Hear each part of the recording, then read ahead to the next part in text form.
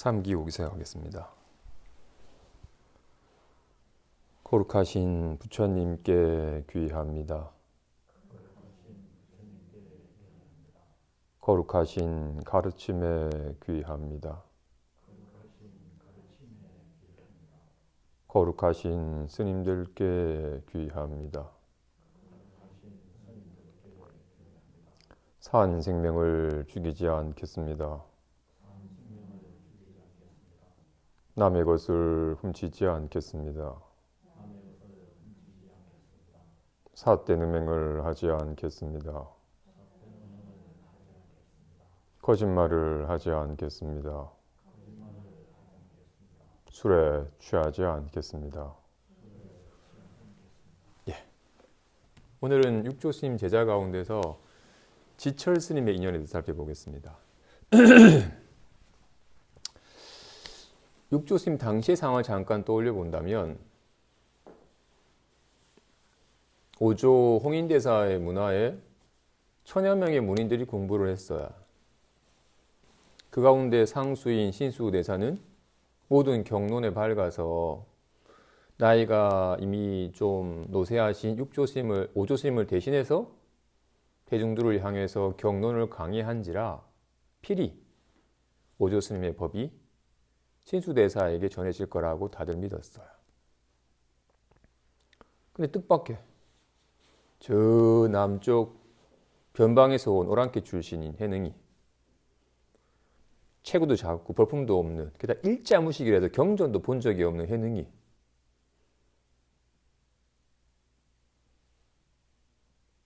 아무도 모르는 한밤중에 오조 홍인대사로부터 법을 전해받고 믿음의 징표인 의발을 받아서 남쪽으로 가버렸어요. 대중들이 어디가 편찮으십니까? 몸은 괜찮다. 의법이 남쪽으로 갔느니라. 누구에게 전해주셨습니까? 능한이가 받았느니라. 는 말에 그 행자 해능이 부처님 모두 전해줘 오던 법을 전해받았으며 그 믿음의 징표로서 의발까지 전해받다는 사실을 알자 많은 이들이 받아들이기가 어려웠어요.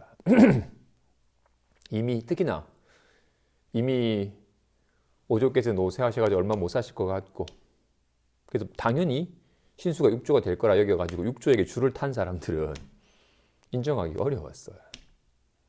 게다가 글자도 몰라가지고 경전도 본 적이 없는 사람이 우리랑 같이 수행도 그냥 방학간에서 방 하나 찍어주고 우리랑 같이 수행도 한 번 해보지 않은 사람이 법을 전해받은 사실을 받아들이기 어려웠어요. 그래서 오조께서 돌아가시자 자체적으로 신수를 제6제 대사로 맡들어 가서고 모셨어요. 그래서 북쪽에는 신수를 중심으로 제6조 대사로 신수가 받들어져서 한 무리가 이루어지게 되었고, 남쪽으로는 거의 16년간 숨어 지내다가 이제 때가 된지라 법성사에서 불법은 불이법이다. 불법은 선정을 닦아서 해탈을 얻는 법이 아니다. 본래 속박이 없는지라 해탈도 없다. 번뇌가 없는지라 따로 보리가 없다라는 이 불이법으로서 법을 전해 보이자 정말로 깊은 법에 대한 지극한 관심과 법에 대한 안목이 있는 이는 이 법이 진짜 법이라는 걸 알아서 진심으로 법을 구하는 이들이 많이 모이게 되었어요. 그래서 남쪽에는 남돈 북점이라고 해서 남쪽에는 돈교가 성행하고 북쪽에는 점교가 성행한다라고 두 파가 나눠지게 되었어요. 그러자 특히나 북쪽의 사람들은 남쪽의 사람들 인정하기 어려운 거예요. 경전도 모르는 사람이, 부처님이 경구 하나 본 적 없는 사람이 무슨 부처님의 법을 깨달았다고 할 수 있겠느냐. 그리고는 필히 분명히 아마도 오조의 의법을 그냥 훔쳐간 것일 거라고 생각하여 남쪽의 사람들을 무시하고, 특히나 해능에 대해서 많이 좀 헐뜯는 사람들이 많았어요. 그래서 특히나 하지만 실질적 믿음의 증표인 의법이 남쪽인 해능에게 전해졌으니까 그 사실이 더 이상 많은 사람들이 알려지지 않기를 바란지라 북종의 문의들 가운데서 약간 의협심이 강한 뭔가 문제가 있으면 막 나서가지고 해결하려고 하는 장행창이라는 거사에게 부추겨서 지금 남쪽에 법을 훔쳐간 도둑놈이 있다. 한밤중에 오주홍인사의 초소에 숨어 들어가지고 위발 훔쳐 달아난 이 행자 출신의 삿된 사람이 지금 남쪽에서 본인이 법을 얻은 자라면서 많은 사람들이 현혹하고 있다.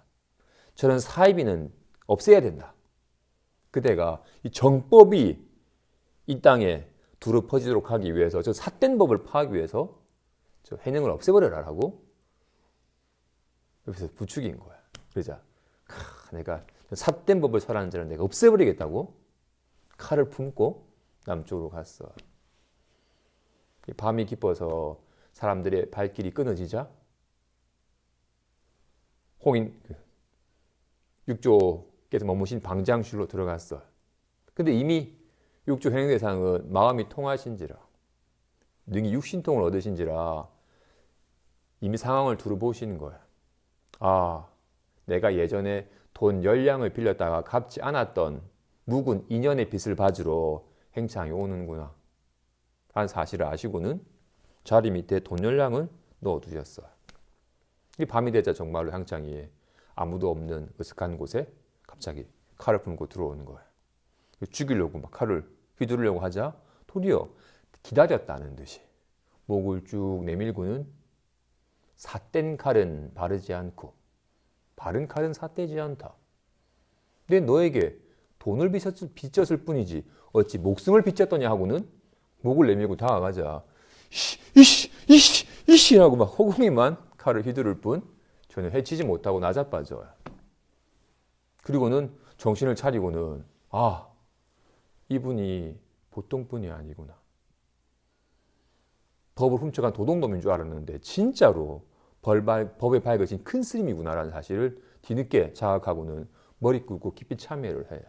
그리고는 제가 스님 밑에 출가하여 스님 밑에서 스님이 되어서 공부하고 싶습니다라고 출가에 발언을 하자 도리어 또 10장을 주시면서 혹시나 대중들이 북쪽의 사람들이 자객을 보내어 나를 죽이려고 하였다고 생각해서 너를 해칠까 염려되는구나. 오늘은 이만 물러갔다가 훗날 다시 모습을 바꾸어서 오도록 해라 라는 말에 알겠습니다 하고는 출가에 대한 깊은 뜻을 품고 한밤중에 달아났다가 다른 절에 가서 출가를 해요.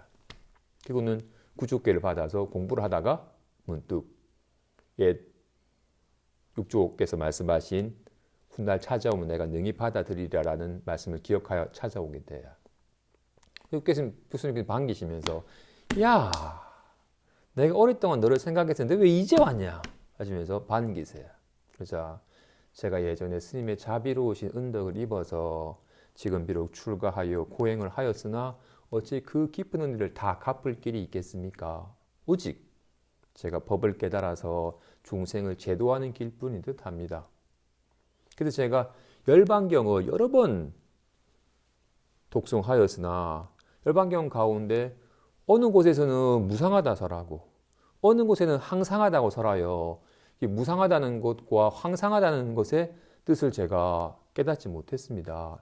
스님께서 좀 설해 주십시오라고 청해야. 육조께서 설하시기를 무상한 것은 불성이고 항상한 것은 선악제법과 분별심이다. 설해요. 아니 열반경을 포함하여 대부분의 대승경전에서는 온갖 좋고 싫고 불안하고 편안한 온갖 일체법, 온갖 상황 따라 상황을 반영한 분별심은 무상한 것이고 이 부처의 성품, 늘 아는 성품은 항상한 것이라고 설하는데 도리어 거꾸로 선악제법은 항상하고 불성은 무상하다 설하니 본인이 열반경에서 본 사실과는 말씀이 다르니까 도리어 더 혼란스러워하게 돼요. 그래서 어찌하여 경전과 달리 말씀하십니까?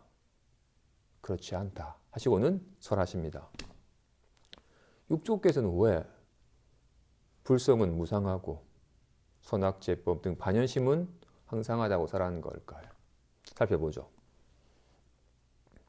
우리는 좀 답답해 라고 하면 좀 제 마음이 답답합니다 라고 이 답답한 마음을 자기 마음이라고 여겨요. 그래서 제 마음이 좀 편해지고 싶습니다 라고 편안하다 하면 이제 제 마음이 편안해졌습니다 라고 온갖 인연 따라 잠깐 드러난 상황을 분별하여 반연한 마음 상태를 자기 마음이라고 여겨요. 제 마음이 어떨 때는 좋았다가 어떨 때는 나빴다가 합니다라고. 온갖 인연 따라 잠시 생겨났다가 잠시 머물다가 사라져버리는 그런 무상한 마음을 자기 마음이라 여겨요. 그래서 부처님께서 그런 무상한 마음은 너의 마음이 아니다. 그런 무상한 마음은 인연 따라 잠깐 생겨서 사라지는 마음은 환과 같아서 실체가 없는 마음이다. 그 망상이다. 무상하여 무아인 실체가 없는 망상이다. 그 망상을 네 마음이라 여기기 때문에 진짜 항상한 너의 참 마음을 네가 알지 못하는 것이다. 말하면서 비유하여 맞지? 아까 낮에는 화나더니 밤이 되니 그 화남이 사라져 버렸어요. 하지만 낮에 아이고 낮이니까 화나네 이렇게 보는 성품은 밤이 돼요. 캄캄하네라고 보는지라 보는 성품은 사라지지 않아요. 밝음은 있다가 없다 하지만 보는 성품이 있다 없다 하지 않아요. 아는 성품은 답답해 아는 성품은 답답하면 사라져 버렸지만 아는 성품은 사라지질 않아요. 온갖 밝고 어두움, 불안함, 편안함, 온갖 인연 따라 잠깐 나타나는 것은 무상한 것이지만 그래서 무상한 것이기 때문에 실체가 없는 것이니까 그건 네 마음이 아니다. 이렇게 늘 있는 지금 이렇게 아이고 춥다라고 이렇게 보는 성품이 있으니까 아이고 춥다라고 했다가 춥다 이제는 괜찮네라고 춥다라는 느낌은 사라져 버렸지만 이렇게 아는 성품은 사라지지 않으니까 무상한 반연심을 자기 마음이라고 여기니까 그거는 네 마음이 아니다. 너의 참 마음은 항상한 마음이다라고 설해 보이는 거야. 왜? 무상한 마음을 자기 마음이라 여기니까. 부득이 그 무상한 마음은 망상이고 네 마음이 아니다. 항상한 것이 너의 참 마음이라고 설해 보이는 거야. 그렇죠? 말에 의지하는 사람은 인연 따라 생겨났다 사라지는 것은 망상이구나. 이건 망상이지 나의 참 마음이 아니다. 나의 참 마음은 망상은 인연이 닿으면 사라져 버리지만 사라지지 않는 것이 참 마음이다. 그리고는 경전에 비유하여 바람이 부니까 물결이 출렁이 있는데 바람이 그치면 물결은 사라져 버리지만 물은 사라지지 않는다라는 말을 기억하여 인연이 되면 인연 따라 온갖 반연심은 답답해라는 반연심은 나타났다가 인연이 닿으면 반연심은 사라져 버리지만 사라지지 않는 게 나의 참 마음이구나라고 여기고는 더 이상 망상에 끌려가지 않고 참 마음을 깨달으려고 해야. 님들도 그러시나요? 그러시나요? 며칠 전에 아까 이런 식의 안목을 가지고 공부하는 줄 며칠 전에 도반스님을 만났는데 도반스님께서 뭔가 인연 따라 생겨났다 사라진 건 망상이다. 그리고 이 단지 아는 성품은 늘 항상하여 생멸하는 게 아니다. 그렇기 때문에 망상이 후 일어났다가 인연이 닿아 망상은 사라져버리고 그리고 새로운 망상이 참마음은 항상 있으니까 새로운 망상이 생겨나기 전에 망상이 사라졌다가 새로운 망상이 다 아까 말한 대로 바람이 그치면 물결은 사라지지만 물은 사라지지 않는 것처럼 모든 망상은 후 쉬면 망상은 후 사라져버리지만 참마음은 안 사라진다. 그 망상이 사라져도 사라지지 않는 참마음을 봐야 된다. 처음에는 자꾸 망상 따라 마음이 끄달려 다니니까 망상이 후 사라졌다가 또 아무런 망상이 없는 상태가 되다가 망상 일어나기 전이 순간이 좀 짧지만 그 짧은 순간에 언뜻 자기 성품을 보고 나면 비로소 성품을 보는 것이고 그러면 더욱더 자꾸 망상이 일어나기 전에 그 마음, 망상이 사라져도 사라지지 않는 그 마음을 자꾸 확 자각해서 있다 보면 익숙해져 가지고 그 망상이 다 사라진 참 마음의 상태가 훅 길어진다라고 얘기를 해요. 그래서 자신은 모든 망상이 사라진 자리에도 사라지지 않은 성품을 봤대요. 그러니까 육조 스님께서 참마음은 무상한 것이 참마음이고 항상한 것이 선악제법과 분별심이라고 말씀하신 거야. 마치 아까 그 사람은 대부 사람도 어떠다? 바람이 부니까 물결이 출렁이고 바람이 그치면 물결은 사라지지만 물은 사라지지 않는다고 하니까 늘 바람이 출렁해서 물결만 보다가 바람이 딱 그치니까 물결이 쫙 사라지고 고요한 상태가 되니까 아 내가 물을 봤다라고 한 사람이에요. 막 출렁이면 에이 또 물결이네. 바람이 그쳐가지고 물결이 사라져가지고 고요해지면 아 이게 물이구나라고 여기는 사람이에요. 고요한 게 물이에요? 출렁이는 건 물이 아니에요? 물은 모양이 없어야. 고요한 게 물이면 출렁이는 건 물이 아니에요? 출렁이는 것이 물이면 고요한 건 물이 아니에요? 물은 모양이 없는지라 인연따라 잠깐 바람이 그치면 고요한 상태로 되기도 하고 바람이 불면 출렁이는 모양으로 나타나기도 하는 거죠. 물은 출렁이는 데서는 물을 못 봐야? 고요해지면 물을 봐야? 아니라고요.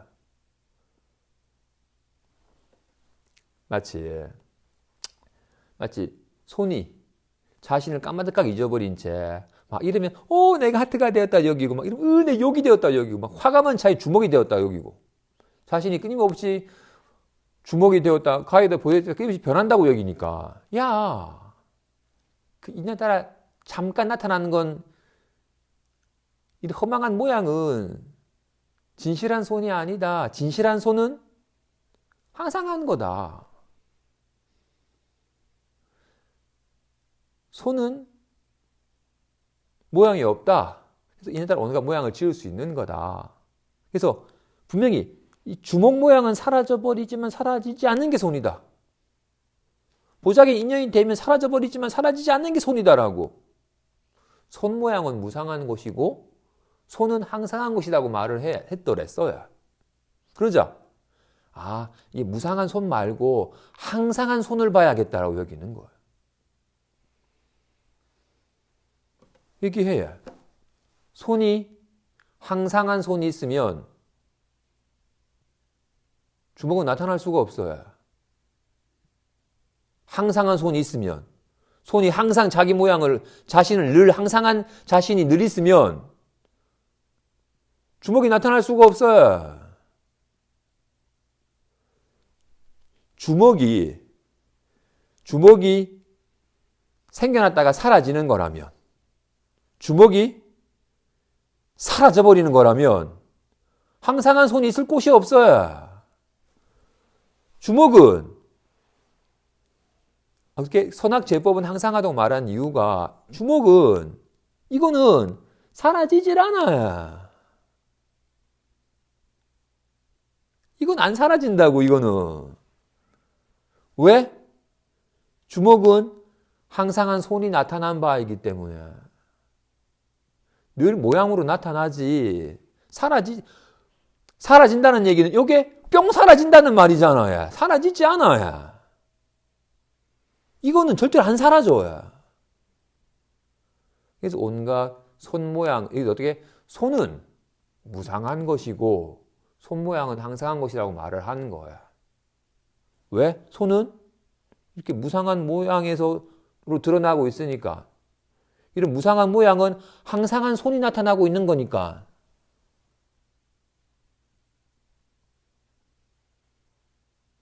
말에 매달린 사람은 온갖 망상은 무상한 것이고 망상은 허망한 거다. 그래서 망상은 있다가 없다가 나타났다 사라져 버리는 거다. 그래서 망상이 사라져도 사라지지 않는 게 참 마음이다라고 하니까 항상한 참 마음이 있고 무상한 망상이 있구나. 망상은 좀 떨쳐버리고 항상한 마음을 봐야겠다라고 여기는 거예요. 그래서 아까 어떻게? 자꾸 망상이 일어나네. 망상이 훅 쉬자.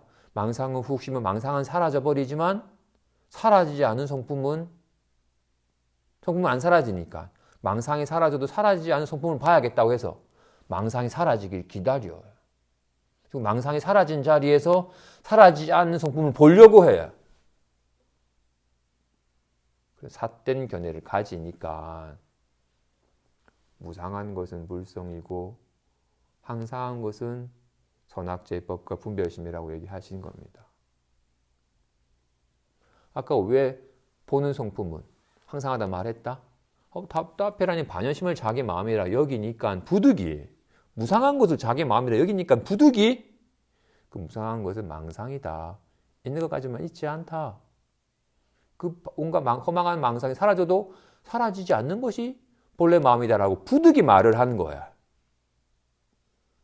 이 본래 마음은 본래 손은 이렇게 무상한 데서 확인되는 거라고요. 항상한 손으로 확인되는 게 아니에요. 항상한 손은 없어요. 무상한 손이 있을 뿐이지. 또 이상하게 이게 무상한 게 손이구나 하면 안 돼. 손은 항상한 거야. 그래서 항상한 손과 무상한 손 모양은 둘이 아니에요. 하나의 손이에요. 여기에 항상한 손과 무상한 손 모양이 두 이름으로 표현되어 있을 뿐 둘이 아니잖아요. 마찬가지로 아까 공부하는 사람이 아까 그런 견해를 가진 사람은 답답해. 이거 망상이 내가 사로잡히지 말고 망상은 쉬자. 망상이 훅 쉬고 마음 깨닫자라고 말한다고. 이상한 거 없애버리고 손 보겠대. 이상한 걸 없애면 어떻게 손을 봐? 뭐가 이상해?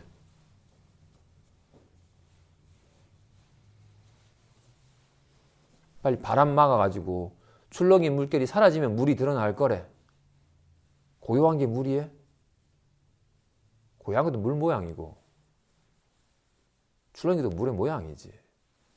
모양으로 보려고 하기 때문에 그러는 거야. 이 사람은 어떻다?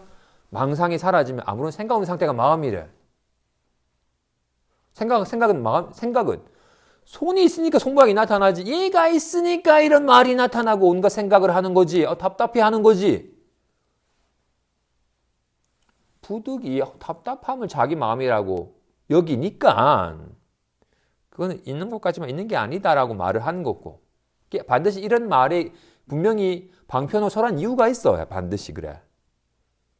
부득이 답답하면 편안하다 신난다 이걸 내 마음에 여기니까 부득이 그거는 망상이다 허망한 모양이지 본래 마음이 아니다라고 한 말이 필요해. 이런 모양에 집착하는 병 때문에 무상한 모양을 자기 마음이라고 여기고 있으니까 어떻게 자신이 하트가 되었다 여기고 있으니까 욕이 되었다 여기고 있으니까 그 무상한 모양 허망한 모양에 집착하지 마라라고 말을 한 거야.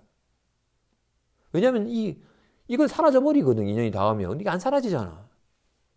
그래서 반드시 무상한 반연심은 그 망상이라서 이 마음이 아니다. 그걸 네 마음이니까 진짜 네 마음을 모르는 거다고 말을 하는 것이고 필요속에 모양에 집착하는 마음 한번 쉬면 바람의 비유도 분명히 의미가 있어요.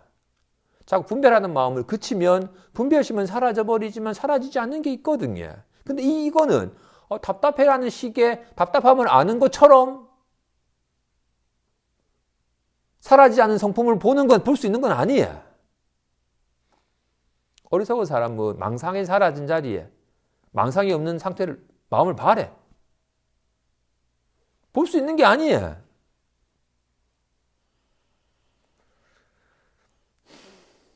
손을 본다라는 건 어떤 모양을 보는 게 아니에요. 모양이 머물지 아니하면 온갖 이렇게 작용하는 가운데 모양이 머물지 아니함을 모양이 허망한 줄 알아서 모양이 머물지 아니하면 손을 확인하는 거야. 특별한 것으로서 아무런 손 모양이 없는 데서 손을 확인하는 게 아니에요. 허공에서 손을 확인하는 게 아니라고요. 온갖 작용이 나타나지만 잠깐 나타난 모양에 머물지 아니하면 항상한 손을 보는 거라고요. 그래서 불성은 무상한 것에서 확인하는 거다라고 말씀하시는 거예요. 하지만 무상한 가운데 항상한 손을 봐야 되는 거야. 항상한 게 무상한 모양으로 드러나는 거라고요. 무상한 것 같지만 무상하여 생겨나고 사라지는 것 같지만 사실 여기 생겨나고 사라지는 게 없어요. 이게 말이 아니라 실제 상황을 말을 빌어서 설명하는 거니까 말을 듣고서 말을 이해하려고 하면 절대 알 수가 없어요. 말은 제한적이고 분별적이기 때문에 말에 의거하여 뭔가를 알면 그건 생각이고 분별이지 이걸 알 수가 없어요. 이 항상함과 무상함이 둘이 아닌 걸 알 수가 없다고요. 그렇죠? 그래서 무상한 것이 불성이고 항상한 것이 선악제법과 분별심이라고 말씀하신 겁니다. 그리고 말한 것처럼 불성이 항상하다면 선악제법이 나타날 수가 없다. 불안함이 나타날 수가 없다. 또 게다가 이 불안함이 완전히 사라져버린다면 마음이 있을 곳이 없다 한 거라고요. 그래서 불성은 항상하지만 무상한 모양으로 드러나야 이런 모양은 무상하지만 항상함이 드러나고 있는 거라고요. 그래서 둘이 아니에요. 손과 손 모양처럼 이 참 마음과 온갖 상황을 반영한 마음 상태는 둘이 아니에요. 그죠? 손은 늘 드러나 있어요. 손은 숨겨진 적이 없어요. 손은 늘 드러나 있지. 언제 이럴 때만 손을 보고 이럴 때 손을 못 보는 게 아닌 겁니다. 손은 늘 드러나 있으니까. 와, 같이 마음은 항상하다고 했잖아요. 마음은 늘 드러나 있는 것이고, 근데 아까 그분 어떻게 생각이 들끓래? 생각이 훅 사라지면 마음을 깨달을 수 있대. 특정한 상황에서만 확인될 수 있는 것은 마음이 아니에요.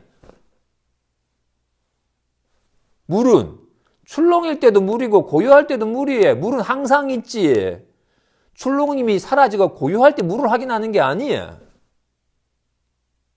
물은 늘 있어요. 출렁이든 고요하든.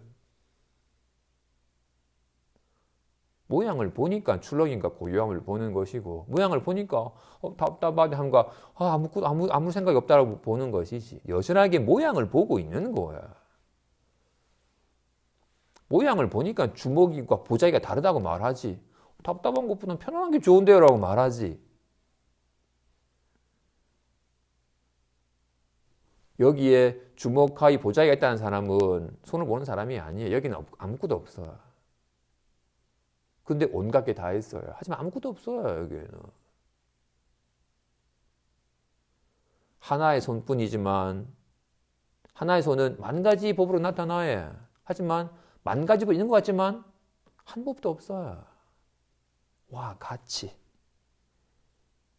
한 마음뿐이지만 답답해, 아싸 신난다. 내일 뭐 할까? 온갖 법이 드러나요. 하지만 아무런 법도 없어요. 여기는 안 밝으니까 온갖 드러나는 법이 실제가 되어지니까 요즘 답답합니다라고 좀 답답하고 떨치고 싶고 좀 편안해지고 싶습니다라고 계속 드러나는 모양을 실체시하는 마음 때문에 여기는 까마득한 거예요. 여기 밝아져야 됩니다. 이어서 봅시다. 지난 시간에 유자사가 묻기를 이 세간 사람과 그러니까 승속이 다 나무 아미타불을 염하여 서방 정토에 왕생하기를 바라는데 정말로 나무 아미타불 염바를 하면 서방 정토에 가서 태어날 수 있습니까? 라고 물은 거야. 그래서 육조께서 말씀하시기를 부처님께서 서방 정토의 가르침을 설하셨으나 분명히 경전에 여기서 멀지 않다고 설하셨다. 부득이 거리가 10만 8천이라고 말씀하신 것은 이 중생의 시방 8사를 말하는 거다.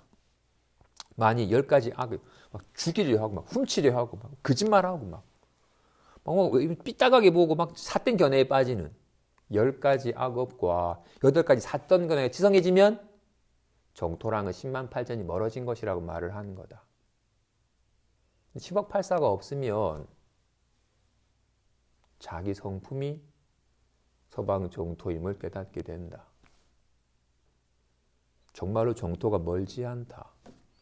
미혹한 사람은 저 서쪽으로 가서 정토에 이르려 하지만 지혜로운 사람은 자기 성품 속에 갖춰져 있는 정토를 실감한다. 소설에 보였습니다. 그죠? 그리고는 내가 지금 당장 눈앞에 정토를 가져다가 보여주리니 다들 보기를 원하느냐? 지금 당장 볼 수 있으면 왜 굳이 서방까지 가가지고 정토에 태어나고자 하겠습니까? 지금 당장 정토를 실감하고 당장 정토를 감응할 수 있다면 기꺼이 보고자 합니다. 하시자 당신께서 설하십니다. 대중들이여, 세간 사람 스스로의 색신이 성이고 눈, 귀, 코, 혀, 몸이 문이니 밖으로 5가지 문이 있고 안으로 의근의 문이 있다. 마음은 땅이고 성품은 왕이니 성품의 왕이 마음의 땅 위에서 살아간다. 성품이 있으면 왕이 있고 성품이 가버리면 왕이 없으니 성품이 있으면 몸과 마음이 존재하고 성품이 가버리면 몸이 무너진다. 부처는 성품 가운데서 지으니 자신 밖에서 구하지 말라. 자기 성품이 미혹하면 중생이고 자기 성품이 깨달으면 부처이며 자비로우면 관음이고 기쁘게 버리면 태세지이며 능히 청정하면 석가이고 평등하고 고두면 아미타이다. 인하가 수미산이고 탐욕이 바닷물이며 번뇌가 파도이고 독해가 악한 용이며 허망함이 귀신이고 진노가 바다생물이며 탐하고 성냄이 지옥이고 어리석음이 축생이다. 선지식이여, 항상 십선을 행하면 천당에 곧장 이르니 인하를 없애면 수미산이 무너지고 탐욕을 없애면 바닷물이 마르며 번뇌가 없으면 파도가 사라지고 독해가 없어지면 악한 용이 끊어지며 자기 마음에 각성인 열애가 광명을 발하여 밖으로 비추어서 육문이 청정하며 능히 유욕제천을 타파하고 자기 성품이 안으로 비추어서 삼독이 곧장 없어지면 지옥 등의 죄가 일시에 소멸하니 안팎이 명철하여 서방과 다르지 않다. 만이 이러한 수행을 하지 않는다면 어떻게 저곳에 이르겠느냐? 대중들이 찬탄하여 말하길 널리 법계의 중생들이 법을 듣고서 함 일시에 깨닫기를 바랍니다. 선지식이여, 만일 수행하고자 한다면 집에서도 되니 절에 있음으로 말미암은 것이 아니다.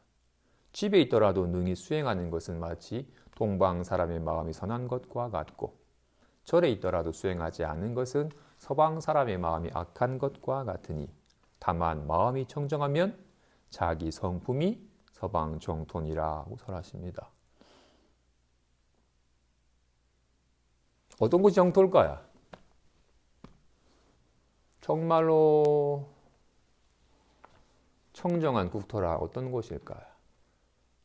본문에 말한 것처럼 자기 성품이 미혹하면 중생이고 미혹한 중생이 사는 곳이 온갖 다툼이 가득한 예토, 고통을 참아야만 살아갈 수 있는 사바세계인 것이고 자기 성품이 깨달으면 부처이고 깨달은 부처가 살아가는 곳이 정토입니다. 그죠? 근데 보통 정토에 대한 사람들의 이해가 좀 낮은 근기의 사람들을 위해서 모양에만 의지하여 살아가는 사람들에게는 어쩔 수 없이 곧장 성품을 드러내보이면 전혀 못 알아차리니까 부처님께서는 방편으로 좀 근기가 낮은 사람들을 위해서 이렇게 형상으로 정토를 설하신 것이 있고, 아주 지혜가 뛰어난 이에게는 곧장 생사가 없고 차별이 없는 평등하여 한량없는 지혜 광명이 두룩한지라 정말 연꽃과 같이 저녁 속에서는 물들지 않는 정토의 실상을 곧장 설해 보이기도 하셨습니다. 그죠? 근데 먼저 만일 낮은 근기의 사람들을 위해서 설한 것과 같이 저 서방 10만 8천 리를 지나서 저곳에 아미타 부처님께서 서방 정토를 극락세계를 장엄하셨고, 거기에는 부처님께서 직접 법을 설하시고 수많은 불보살들이 함께 있으며 정말로 수행하고자 하는 이들이 다 모인지라 그곳에만 가면 부처님의 설법을, 부처님을 친히 뵙고 법문을 친히 듣고 정말로 바르게 수행한 사람들과 함께 공부하기 때문에 반드시 불도를 이루게 된다. 그런데 그 사람의 좀 염불하거나 세간 살면서의 살아갔던 선근 공덕에 따라서 극락에도 상품, 중품, 하품, 상품에도 상중하, 중품에도 상중하, 하품에도 상중하에서 9품의 차등이 있으니 자신의 선근 공덕에 따라서 그에 상응한 세상에 태어난다고 얘기를 해요.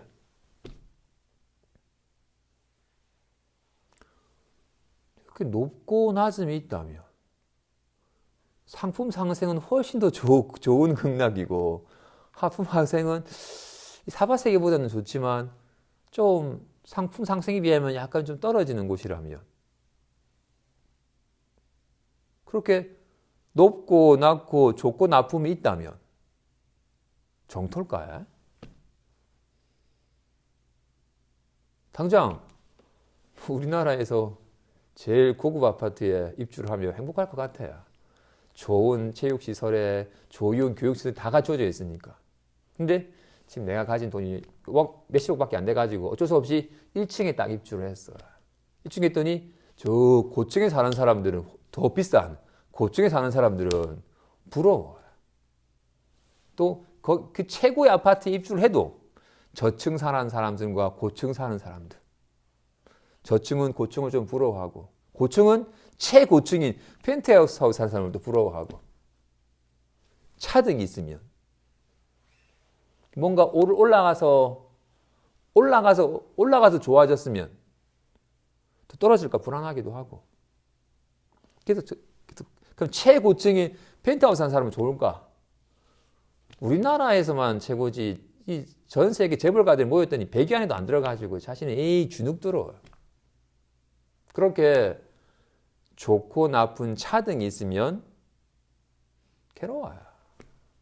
괴로움이 있는 곳이지 정토가 아니에요. 9층에 차별이 있다잖아요. 사바세계에 있다가 하품에 태어났더니 오 정말 좋았는데 익숙해져 보니까 극락에서 제일 안 좋은 곳이야. 나도 빨리 열심히 노력해가지고 올라가야지라고 하면, 내가 처한 곳이 불만스럽고 빨리 올라가서 더 좋은 곳에 가고 싶으면 여기랑 뭐가 다르겠어? 어디 가면 좀 좋을까? 그렇게 차별하는 곳은 좋은 곳이 아니에요. 뭔가 애써 노력해야지 올라가야 될 곳은 좋은 곳이 아니에요. 게다가 금강에서 말씀하셨잖아요. 형상으로서 나를 보고 음성으로서 나를 듣는 자는 삿된 도를 행하는 자는 열애를 볼 수 없다고. 극락에 가면 아미타불은 친견하고서 친히 설법을 듣고서 바르게 수행하여 도를 깨달아고 부처가 된대. 아직 나는 깨닫지 못한 중생인데 깨달은 부처님 설법을 듣고 열심히 수행하면 부처가 될 수 있대. 그건 극락이 아니에요.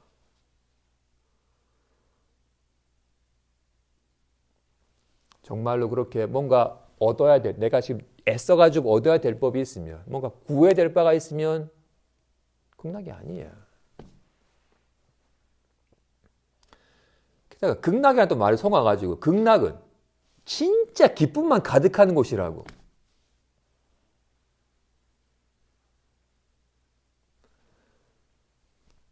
사랑했다가 사랑이 조금만 사랑하는 것에 집착해버리면 금방 미움이 돼버리잖아요. 와, 신나고 즐거웠는데 그 즐거움이 또 집착돼버리면 그렇게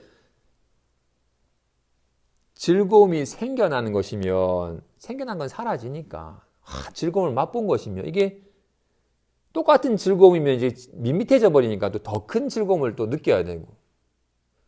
그래서 극락은 괴로움이 없는 곳이야. 지극한 즐거움을 누리는 곳이 아니라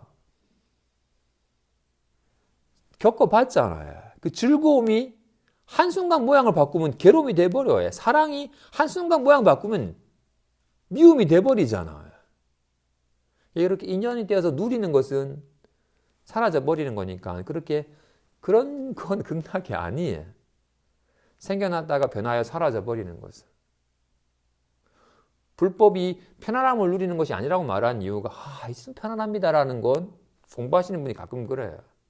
막 생각 따라 요동치다가 공부를 하니까 좀 집착이 옅어지면서 생각이 훅 쉬어지고 뭔가 모르게 편안함과 여유가 생겼습니다라고 해요. 제 공부가 많이 깊어진 것 같습니다. 제가 더 열심히 하겠습니다라고 해요. 근데 갑자기 또 누가 막 속 시끄럽게 해가지고 막 들끓으면 또 괴롭습니다. 공부했는데 옛날이랑 다를 바가 없네요라고. 아까 그분처럼 생각이 들거라 생각이 속으면 괴롭고 생각이 훅 쉬어지면 아무런 생각이 없어가지고 괴롭는 상태가 마음 공부라 여기는 사람은 다시 생각이 들끓어지면 괴롭다고 여겨요. 그렇게 있다가 없다는 인연이 좋은 시절을 만나가지고 편안함을 누린 것은 인연이 닿으면 사라져버리는 거니까 그런 건 편안함이 아니에요. 내가 이제는 도리어 옛날보다도 그냥 뭔가 모를 편안함과 여유를 누렸다가 들끓어가 괴로워져 버리면 옛날엔 들끓어서 괴롭기만 했는데 이제는 공부하는 사람이 왜 들끓어서 괴롭죠라고 또다시 더 큰 괴로움에 괴로움을 덧대요. 편안함을 여겼기 때문에 불안하면 괴롭고 왜 불안해지지라고 또 더 괴로워져 버려요. 편안함은 편안함이 아니기 때문이에요. 불안해져도 문제없음이 안심이 기는 거라고요. 극락은 그와 같이 괴로움은 다 없애버리고 즐거움만 누리는 곳이 아니에요. 혹 답답해든 짜증나든 그런 기분이 들어도 아무 문제 없음을 실감하여 안심하는 곳이 극락이라 표현을 하는 거예요. 공부하는 사람은 모든 생각이 다 쉬어진 아무런 괴로움이 없는 상태를 누리는 게 아니에요. 괴로움은 사라졌으면 생겨나야. 생겨나지 않았기 때문에 사라지지 않는 걸 번뇌가 본래 공적하여 생겨난 듯 하였으나 생겨난 것이 아님을 깨닫는 것이 멸진이라 말하는 거예요. 모든 번뇌가 멸진했다는 것은 번뇌를 다 없애버렸다는 것이 아니라 번뇌가 본래 공적하여 혹 나타나도 있지 아니함을 실감하는 거예요.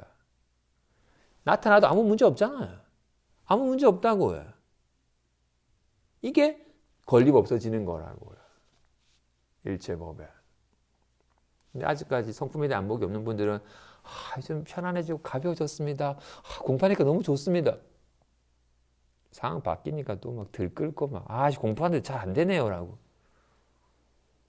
다시 열심히 좀 해보겠습니다 라고. 공부는 하는 게 아니에요. 애써가지고 이루는 게 아니라고요. 이루어본들 무너져 버리는 거. 어떻게 아까 이루어졌다가 무너지는 곳은 극락이 아니에요. 그죠? 정토가 아니에요.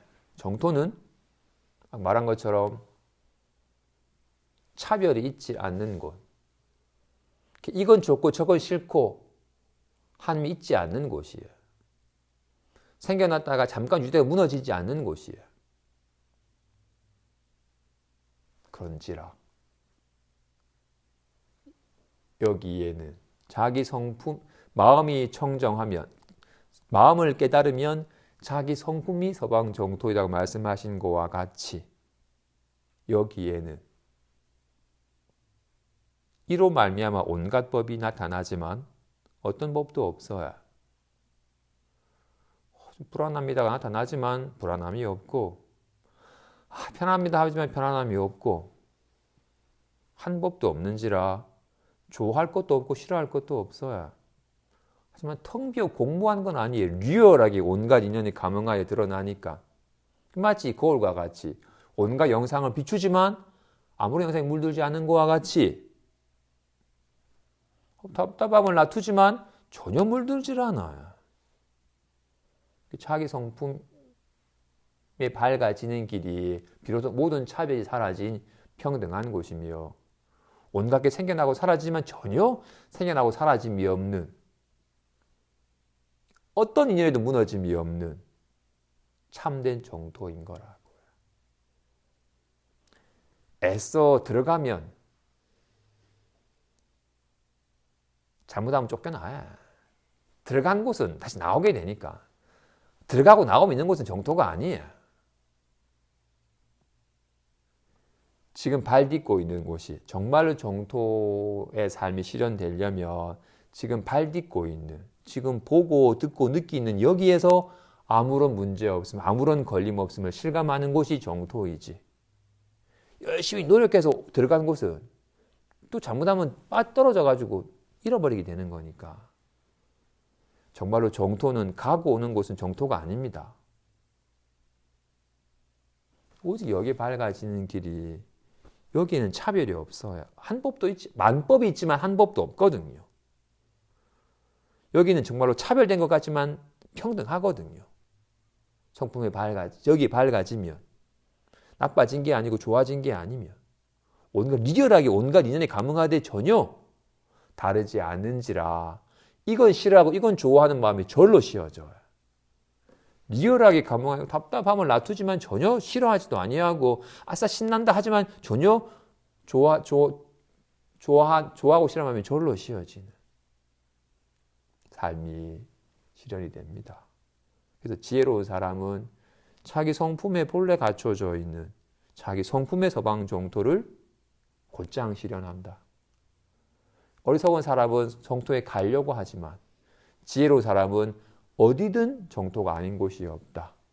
자기 마음이 본래 청정하여 아무런 걸림이 없으니까 자기 마음에 밝아지면 어디를 가든 마음 바뀌겠어요.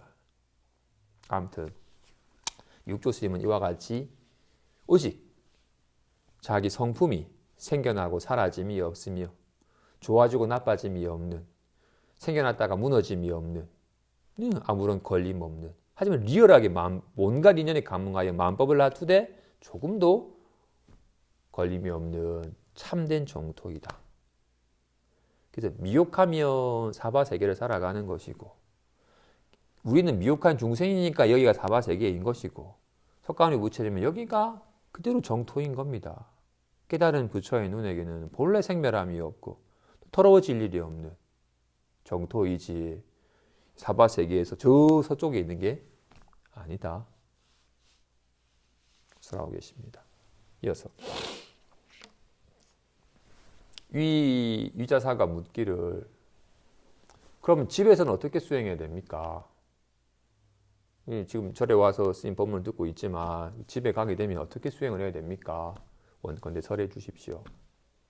내가 대중들에게 한 무상의 개송을 설해 주리니 다만 이에 의지하여 수행한다면 항상 나와 더불어 함께 있는 것과 다르지 않다. 만약 이에 의지하여 수행하지 않는다면 머리 깎고 출가한들 도에 무슨 도움이 되겠느냐. 개송으로 설하시기를 마음이 평등하거늘 어찌 수고롭게 개를 지니겠으며 직심을 행하거늘 어찌 선정을 닦아야 하겠느냐. 은혜로우면 부모님께 효도하여 봉양하고 의로우면 위아래가 서로 아끼며 양보하면 높고 낮은 이가 화목하며 참으면 온갖 나쁜 일에도 짓거림이 없으며 능히 나무를 비벼서 불을 내면 진흙 속에서 반드시 붉은 연꽃을 피우리라. 입에 쓴 것은 필히 양약이고 귀에 거슬리는 것은 필시 충언이니 허물을 고치면 반드시 지혜를 생하고 단점을 도우면 마음속이 현명한 것이 아니다. 날마다 항상 유익함을 행할지니 도를 이루는 것은 재물을 보시하는 것으로 말미암은 것이 아니다. 도리는 다만 마음에서 찾는 것이거늘 어찌 수고롭게 밖에서 현묘함을 구하느냐. 설법을 듣고서 다만 이에 의지하여 수행할지니 서방이 다만 눈앞에 있다. 선지시기에 모두 이 개성에 의지하여 수행할지니 자기 성품을 보아서 곧장 불도를 이룰 것이다. 법은 서로 기다리지 않으며 사람들은 또 흩어지니 나는 조개로 돌아가리라. 회중들이 많이 의문이 있으면 와서 묻도록 하라 설하십니다. 집에서는 어떻게 수행합니까? 라고 물어요. 우리는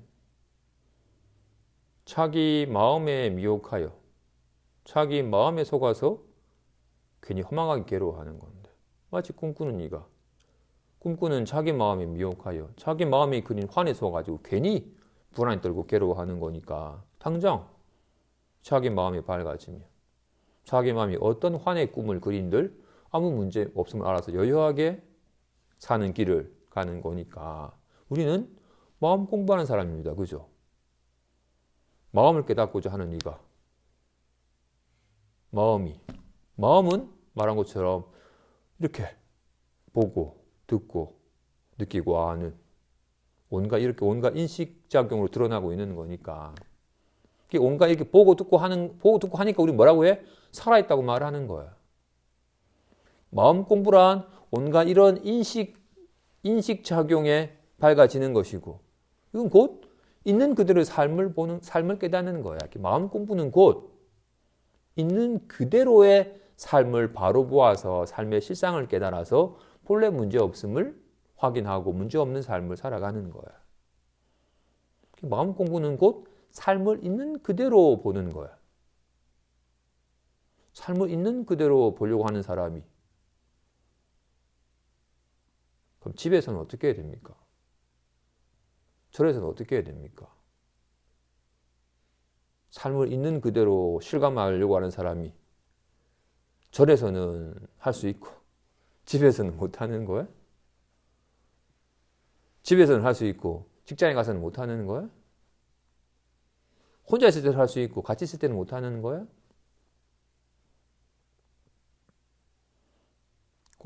마음 공부는 특정한 곳에서 할 수 있는 게 아니에요. 특정한 행위를 통해서만 할 수 있는 건 아니에요. 삶을 실감하는 거니까. 그런데 평소에 우리의 마음의 습관이 끊임없이 분별하여 삶을 온전히 실감하는 습관이 잘 안 들어있어요. 밥을 먹을 때는 온전히 그 밥을 먹음에 젖어들지 않고 밥 먹으면서도 딴 생각하고 길 가면서도 딴 생각하고 온전히 걸음에 젖어들지 않고 누군가 말을 들으면 온전히 귀 기울여서 말을 듣지 않고 또 딴 생각하고 계속 생각이 돌아가기 때문에 삶을 온전히 실감하지 못해요.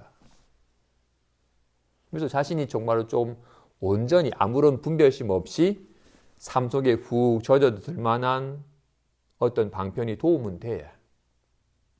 그게 익어지면 특정한 행위만이 아니라 언제 지금 여기 들을 때는 볼 때는 봄에 젖어들고 들을 때는 들음에 젖어들고 말할 때는 말함에 젖어들고 숨 쉴 때는 숨쉼에 젖어들고 하는 식으로 오직 지금 여기의 삶에 훅 젖어들지만 지금 우리의 평소의 습관은 삶에 젖어들어가지고 삶을 실감하기보다는 계속 생각이 돌아가는 식의 습관이 강하기 때문에 자꾸 생각이 돌아가는 생각으로 막 궁리하고 따지고 하는 식의 습관을 한번 쉬고서 온전히 지금 여기에 온전히 훅 젖어들 만한 젖어드는 식의 습관을 들이기에 좋은 어떤 방편이 도움이 돼야.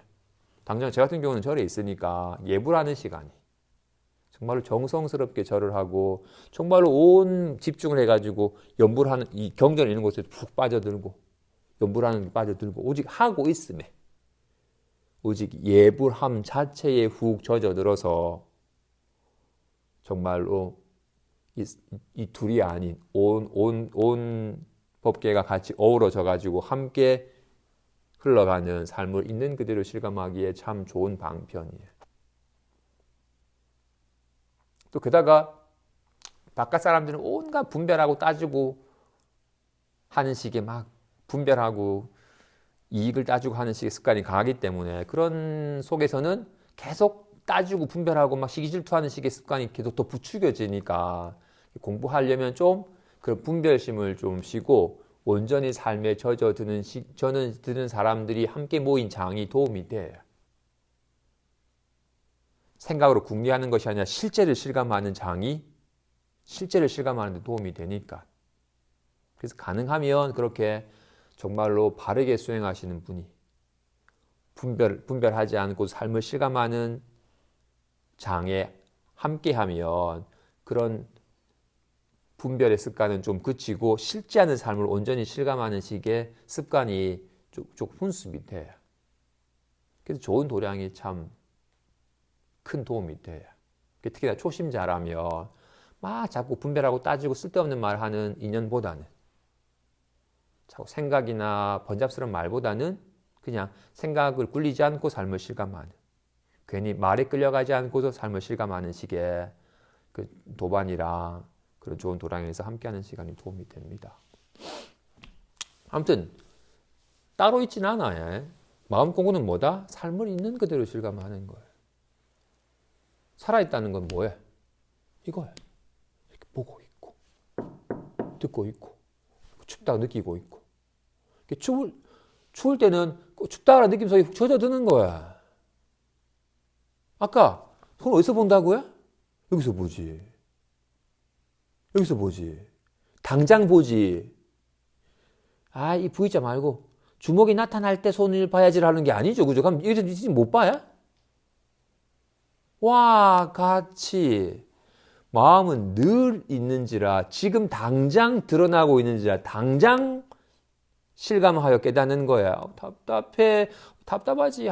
답답한 빨리 떨쳐버리고 내가 마음 깨달아야 되는데 하면 안 돼. 답답해라고 하면 답답함 속에 젖어 들어야 돼. 오직 지금 여기에. 굳이 답답함이라는 생각이 덧대어져 가지고 막 기분과 감정이 덧대어진 그런 좀 복잡하게 막 모양이 집착하는 식의 마음의 습관이 발동될 때는 좀 그렇긴 하지만 그래도 오직 손은 지금 당장 하게 나는 거야. 와 같이 마음은 지금 당장 실감하는 거야. 눈은 자기 눈은 어디서 봐야 돼? 빨리 방에 가가지고 거울 봐야 돼? 아니에요. 자기 눈은 당장 봐야 돼. 어디서? 지금 당장 눈앞에 펼쳐진 색상에서. 그런데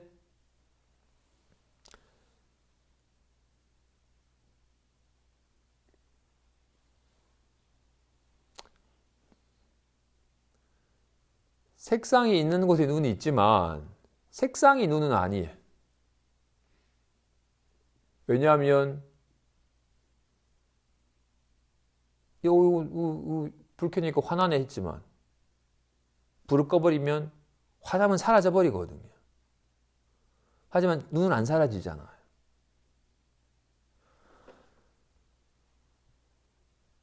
거울과 영상처럼 영상이 있는 곳에 거울이 있지만 영상이 거울은 아니에요. 영상은 사라져버리거든요. 거울은 안 사라져요. 하지만 영상이 있는 곳에 거울이 있어요. 그래서 이걸 증리라고 하는 거예요. 거울은 영상에 직하였으나 여의었어요. 답답해 하는 곳에 마음이 있지만 이 답답함은 여의었어요. 눈과 색도 마찬가지라고요.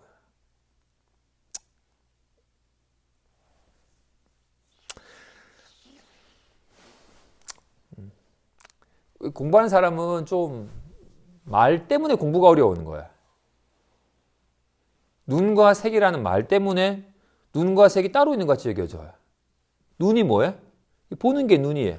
색이 뭐예요? 보이는 게 색이에요.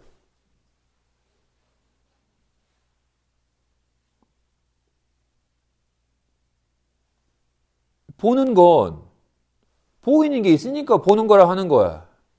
보는 건 보이는 건 보는 게 있으니까 보이는 거가 있는 거야. 이건 손바닥이야. 이건 손등이고. 손바닥 어디에 있어요? 손등 있는 곳에 있어요. 손등 어디 있어요? 손바닥 있는 곳에 있어요. 둘이 아니에요. 두 이름을 붙였을 뿐 둘이 아니에요. 보는 것과 보이는 것이라고 하는 것 또한 보이는 게 없는데 무슨 보는 거라 하겠어요? 보지 않는데 무슨 보이는 거라 하겠어요? 이 둘이 아니에요. 눈과 색이 둘이 아니에요.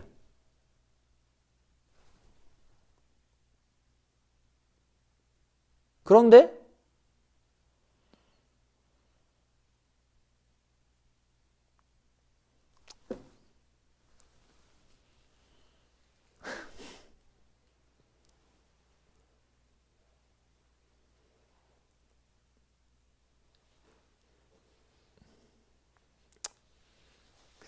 얘기하면 길어지니까. 아무튼 분명히 참된 성품은 항상하고 반연심은 무상하다라는 말씀을 설한 이유가 있어요. 답답해. 그거는 잠깐 반연한 것은 무상하여 실체가 없는 것이다 하고 하신 말씀이 분명히 있어요. 이 아는 성품은 항상하다고 분명히 말한 이유가 있어요. 반연심이 사라져도 사라지지 않는, 영상이 사라져도 사라지지 않는 거울처럼 답답함이 사라져도 사라지지 않는 항상 아는 성품에 대한 깨우침이 있어야 돼요. 근데 이건 아는 성품은 알아지질 않아요. 보는 성품은 보이지가 않아요.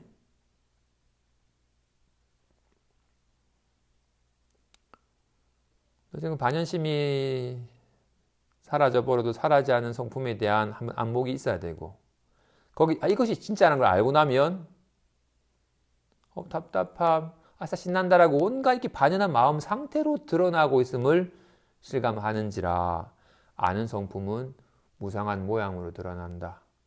온갖 무상한 모양은 항상한 성품의 나타남이다. 라고 하는 것이 와닿아요.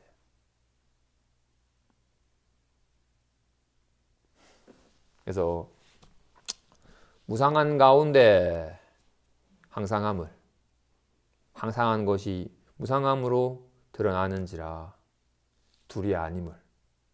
여기에서 무상한 가운데 항상함을 보고 항상한 가운데도 무상함을 보는 거라고요. 항상한 손을 어디서 본다? 무상한 손모양에서 보는 거예요. 아니 어떻게 무상한 손모양에서 뭘 봐야 된다? 항상한 손을 봐야 돼요. 여기서 항상한 손을 본다는 것은 항상한 손을 보는 것이 아니라 무상한 모양으로 드러나는 모양에 머물지 아니하면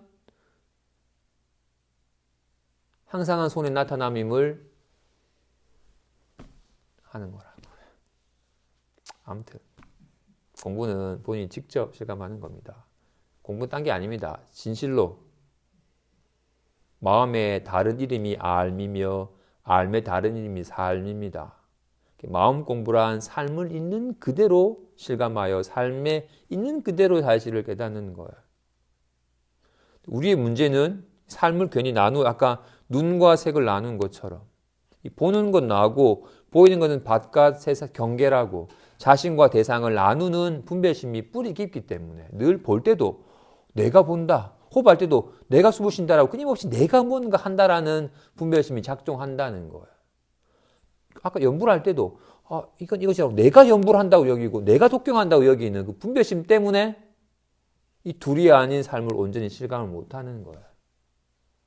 정말로 그런 분별심이 쉬워지고 또는 온전히 삶을 실감을 하는 상황 속에서 이런 분별이 허망 분별이었음을, 둘이 아닌 걸 괜히 둘로 나눈 착각이었음을 실감함 속에서 이 분별심이 점차 저절로 녹여져 갑니다. 나다 세상이라는 분별이 착각이었음을, 온 법계가 함께 어우러져 드러나고 있음을 실감해서 내가 발 딛고 있는 여기가 부처님의 깨달음의 정도와 다르지 않음을 몸소 실감하시기 바랍니다. 공부하십시오.